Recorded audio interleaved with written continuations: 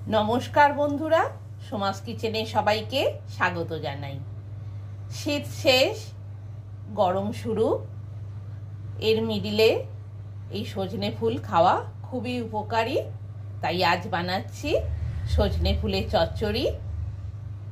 গরম ভাতে এই সজনে ফুলের চচ্চড়ি থাকলে আর কিছুই লাগবে না। এছাড়া সজনে ফুল ভাজা রেসিপি আমার এই চ্যানেলেই পাবেন, চাইলে দেখে নিতে পারেন।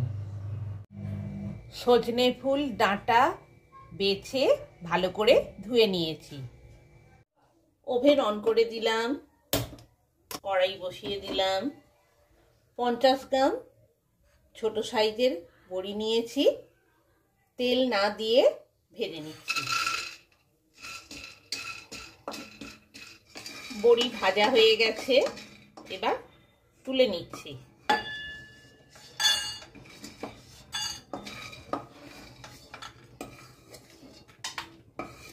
এবার কড়াইতে 2 চামচ সরষের তেল দিয়ে দিলাম।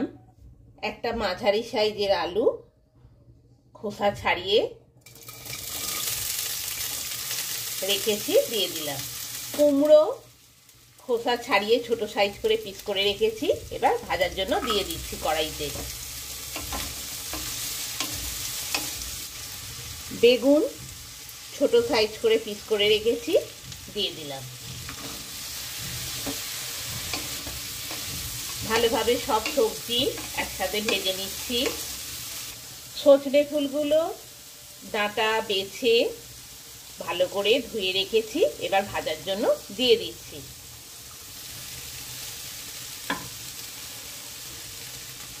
দুশো গ্রাম সজনে ফুল নিয়েছি। এবার সব সবজির সাথে সজনে ফুলটাও ভেজে নিচ্ছি।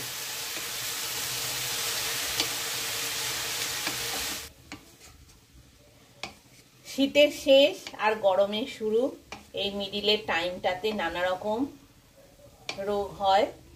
তাই এই সজনে ফুল রোগ প্রতিরোধক হিসাবে আমরা বাড়িতে ব্যবহার করে থাকি। তাই এই সময় সজনে ফুলে যে কোনো রেসিপি বানিয়ে খাওয়া খুবই উপকারী। সজনে ফুল ভাজা রেসিপি আমার এই চ্যানেলেই পাবেন, চাইলে দেখে নিতে পারেন।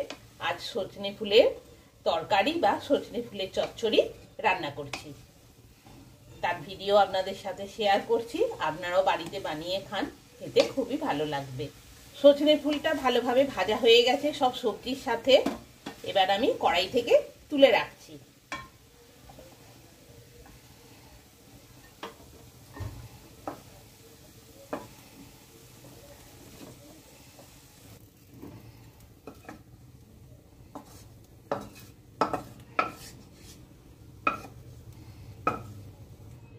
দু চামচ সর্ষের তেল দিয়ে দিলাম।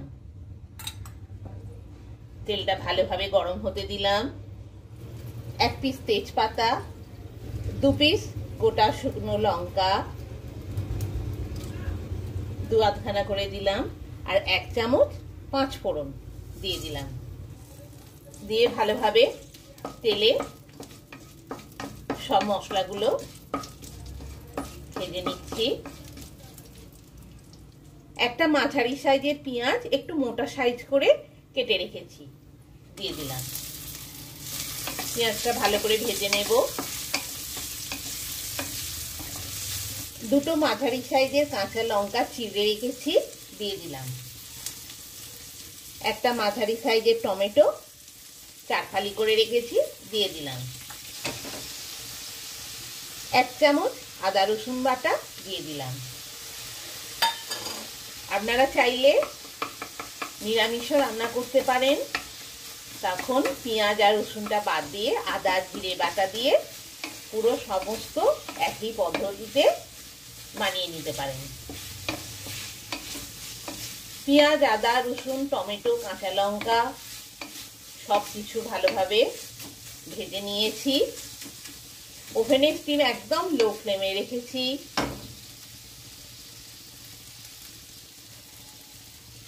লঙ্কা গুঁড়ো 1 চামচ, হলুদ গুঁড়ো 1 চামচ, ধনে গুঁড়ো 1 চামচ, জিরে গুঁড়ো 1 চামচ, নুন 1 চামচ, চিনি 1 চামচ দিয়ে দিলাম।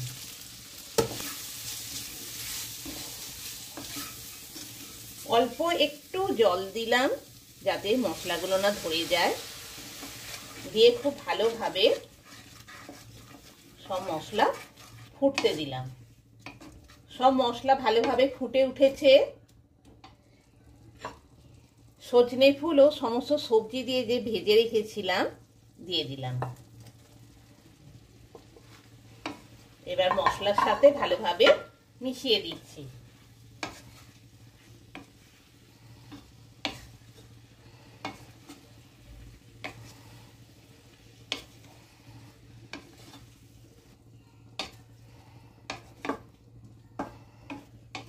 গরম ভাতে এই সজনে ফুলের চচ্চড়ি খেতে দারুণ লাগে, খাওয়াও খুবই উপকারী। তাহলে আর দেরি কেন, খুবই কম সময়ে কম উপকরণ দিয়ে বানিয়ে ফেলা যায়। তাই আপনারাও বাড়িতে সময় সুযোগ বুঝে বানিয়ে ফেলুন সজনে ফুলের চচ্চড়ি।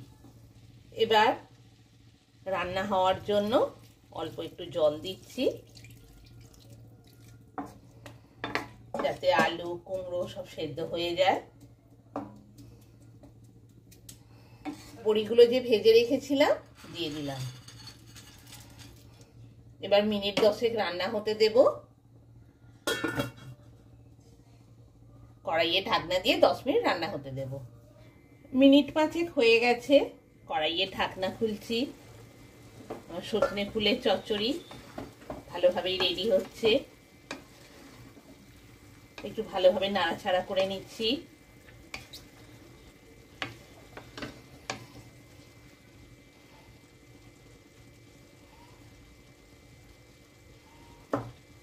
আলুটা আর একটু সেদ্ধ হবে, আরো মিনিট 5 রান্না হতে দেব।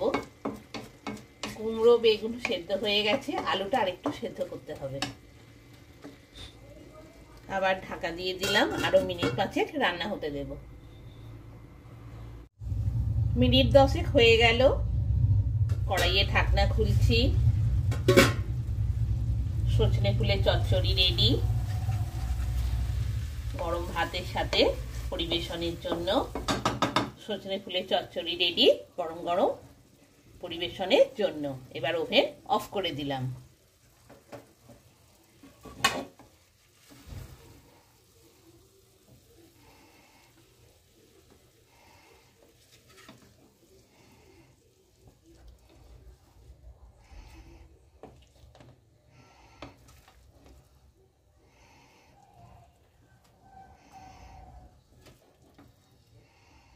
আমার সজনে ফুলের চচ্চড়ি রেডি, গরম গরম পরিবেশনের জন্য। সজনে ফুল খেতে একটু কষা ধরনের হয়, খুব একটা খেতে ভালো লাগে না, কিন্তু একবার আমার এই পদ্ধতিতে বানিয়ে দেখতে পারেন, কিন্তু একটুও তেঁতো লাগবে না, খেতে খুব ভালোই লাগবে। তাহলে একবার আমার পদ্ধতিতে বানিয়ে দেখতে পারেন সজনে ফুলের চচ্চড়ি।